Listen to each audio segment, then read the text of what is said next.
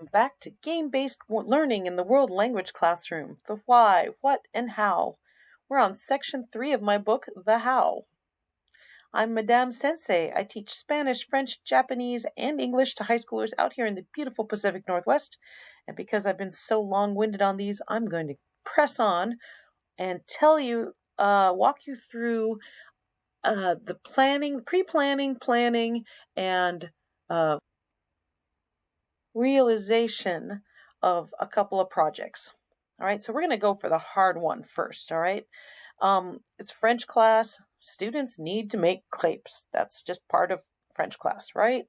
So first thing I got to think about is how ready are they for this? What words do they need to learn? What words do they already know? I hit verbs pretty hard.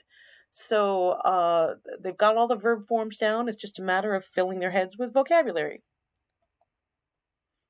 So very first thing I do is I sit down and I write my quiz trade, which is now it's 36 sentences. But, I've been doing this for years, so I don't have to do any pre-prep work anymore. First year, of course, is the hardest. But sat down and I wrote 30 sentences at the time and then printed them up. So let me show you about that, okay? So I've got cards for card games and I've got 2 different levels, all right? These are the easy ones. You'll see there's just picture and a term, all right? And then once they get really going, I've got harder ones and I folded them in half so that they could have the answer on the back side as they're coaching each other because it's quiz trade and it's about reciprocal teaching, right? Which is very high on the Hattie effect size. So once they get really good at the yellow ones, then I break out the red ones. And here's like an example of what's on the red ones. I decided to do a little bit of English and then the phrase that I want them to know because they need to know these phrases. And this is for first year French class. All right. I printed them as large as I could, absolutely huge, large font, so that the cards would be big and I don't have to spend as much time cutting them out and the students don't lose them. Now I have a set on Quizlet that I made many years ago, and it's very easy to print off of Quizlet. And I also do it on Bluekit, and it's super easy to just take a screenshot and print off of that. I'll show you that in a second. So before I even hand out the cards, before we even start the quiz trade, for about 3 days up on the board, I'll have everything from the Quizlet and or the Bluekit. Okay, so and we'll just call repeat. Retourner. Okay, the students repeat that. Plein de gros mots. The students repeat that. Pas encore. So basically all the phrases they need to know, and there's no English at this point. This is done in a direct method way where I'm just saying the words and they're repeating them. And on day 3, I start putting them together in weird ways, retourner. Oh, pas encore. Il n'est pas fini. And then just put the sentences together and have the students repeat that.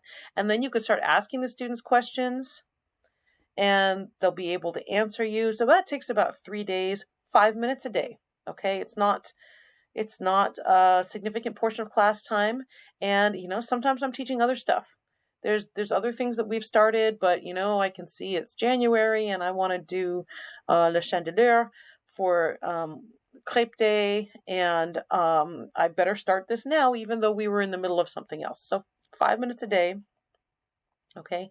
And then again, you can go to Quizlet, and it's very easy to print off of Quizlet, or I just take my screenshots from Bluekit and just slice across. And it's okay that the students see this thing. This is edit. I could take that off if I want, but I don't care. It's just a card game for them to play with. All right, so with those cards that I have now made, and remember, those are just sentences or phrases, and sometimes I'll put English on them, but generally I won't. Okay, so the first thing is quiz trade. 5 minutes a day. Wow, they learn so fast with that. You've got to get in there and make sure that you don't have little bubbles of students. So put yourself in the game and be formatively assessing them the whole time.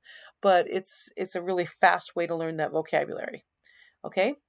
Game number 2 is I just plop the cards on the desks, and I've printed. I've got 36 students in a couple of my classes, so I've printed 18 sets, and I say you're in partners, and I plop cards on each group of students. So you can have the students cut out the cards too. That helps you.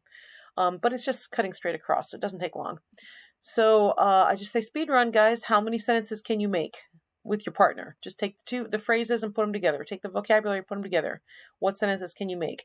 And yes, some of their sentences are la farine, s'il vous plaît. That's great. That's a sentence. I accept that. Okay. And then after the game, I hand out blank paper and have the students write their sentences down, and I give table points. So at one table, I'll have 3 groups because of the way I've got my table set up. And they get their table points, and I put them into Class Dojo. And so it's a big competition, and they love that. Game 2 is a head-to-head competition. Okay. And so there's can you make more sentences than everyone else at your table? Who's the winner at the table? And then I say, okay, which table is the winner against the other tables? So that they're really counting at that point. So this is maybe after day 5. I'm having them do this, day 5 or day 6. Okay. And again, I have them write down the sentences they came up with and sentences that their competitors came up with. That's good too. Okay. Game number 3 is Jenga. Okay. Jenga does not take 5 minutes. Jenga winds up taking 15 to 20 minutes. All right. But they're playing with the vocabulary. That's all I care about. And then game number 4, plop the cards down again. And I say, okay, you guys, maybe I'll do it as like a whose line is it anyway? Or I'll just plop all the cards down and say, okay, you guys have to make a skit. Everybody has to have 5 lines in their skit. If I have them do it usually I have them do it by half a table group. So 3 people in each group and 5 lines apiece, that they can pretty much walk their way through. This is how you make crepes. Okay. Game number 5 will be Teams Game Tournament. So this is after a week and a half, maybe 2 weeks. So I give them a day to practice and then do the Teams Game Tournament. And game number 6 is running dictation. I don't do this all that much because I do like it. It's fun. The students are engaged. I find that things are more in a short-term memory. This is great, absolutely great for working on spelling when they really need to think about spelling. And then ever since I broke my leg, I've been really kind of worried about them running around like crazy people. But you can do that. Okay, and then every day for about 3 minutes a day, I'm talking with my students about logistics. Hey guys, on February 2nd, we are going to be making crepes. I don't know how to pronounce the S. And so be ready. Okay. At your table group, I need you to decide who's the head chef, who's the sous chef, who's going to clean up the spills at all times, who's going to go take these giant buckets and fill them up with water, who's going to rinse out the utensils at the end of the class because I've got another French class later in the day, and they're going to need clean utensils. So could you go to the music room and rinse them out? And then if there's anybody else at the table, or sometimes I get a group that's like, oh, we only have 6 people at our table, but we're really a 7-person group. I'm like, okay, fine, you can be 7 people. But make sure that they've agreed what they're going to do. And I'm going to say it again because I think it bears repeating. I give instructions like this in English. I don't do it in the target language because my very first year teaching, I had a senior in tears because she didn't understand what I was saying, and I was really mad at myself because I had planned something really, really, really fun. And the second I saw her crying because she didn't understand, it burst my bubble, and then she wasn't really engaged. So ever since then, if it's an important instruction, I say it in English because I want to make sure the students understand and have them sign up for accountability. Okay. Then after all that, this is about 2.5 weeks. They're ready. They're ready to make crepes. Now, for crepes, we don't really do like a dry run because, I don't have the flour and the eggs and stuff. But I do have the bowls and the whisks out and everything, and the students can touch them and they can touch the crepe spreaders. You see, there's different types of, here's a crepe spreader right here. There's different tools that they need to learn how to use and everything. So we'll practice with those tools beforehand. And they know that they've got to use the cooking spray on the Teflon because none of us want to breathe carcinogens, right? You can see this right after the pandemic that we're doing this.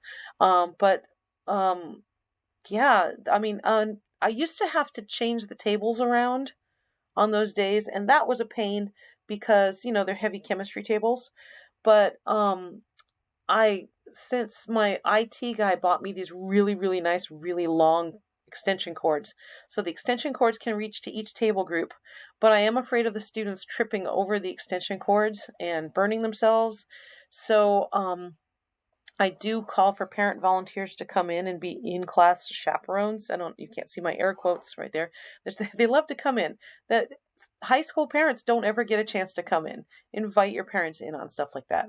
And then of course I have to give the students a little mini lecture about, look, I've got plastic here, because I'm a teacher. I can't afford the good stuff. The utensils are mostly like the handles are rubber and this is plastic.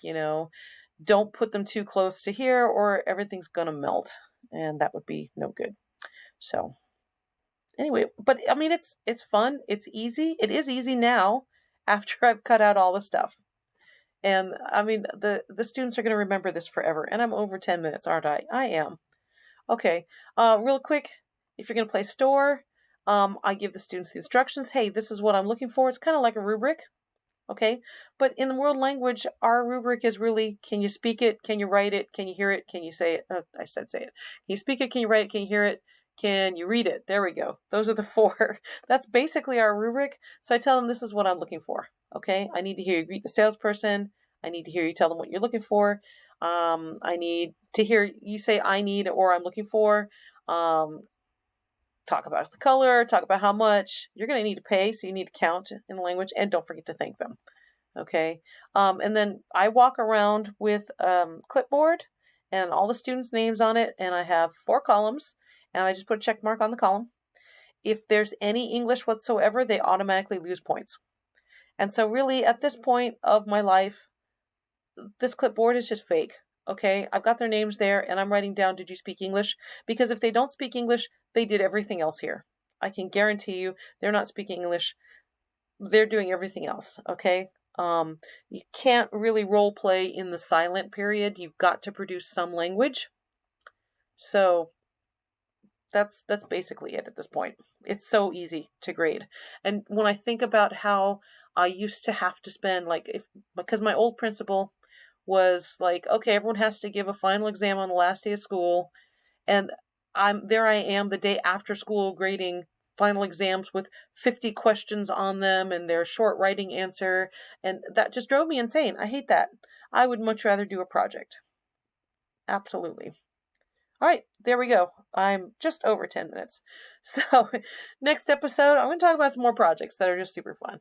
All right, I hope to see you there.